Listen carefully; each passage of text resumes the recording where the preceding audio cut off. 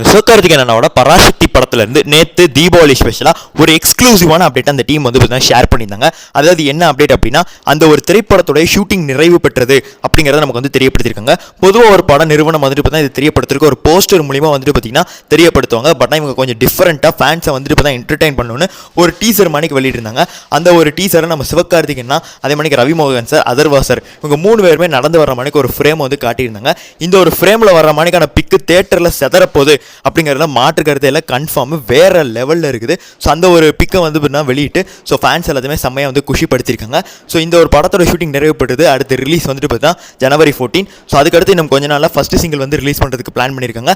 அதுக்கடுத்து டிசம்பர் மாதம் நமக்கு வந்து இந்த ஒரு படத்துடைய ஆடியோ லான்ச் அதே மணிக்கு ட்ரெய்லரும் வந்து கிடைக்க போகுது.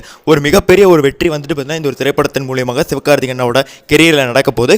அதை விட முக்கியமான விஷயம், சிவகார்த்திகேயன் ரசிகர்கள் யாரும் அரசியலில் மாட்டிக்கொள்ள வேண்டாம் அப்படின்னு சொல்கிறது. ஏன்னா டிவிக்கு ரசிகர்கள் இல்லை, தற்கூரிகள். ஸோ அதனால் அவங்ககிட்ட இருந்து நீங்கள் கேர்ஃபுல்லாக இருங்க. ஸோ யார் என்ன பண்ணாலும் நம்ம படத்தை நல்லா பார்த்து என்ஜாய் பண்ணிட்டு கிளம்பிடுங்க மக்களே. நன்றி, வணக்கம்.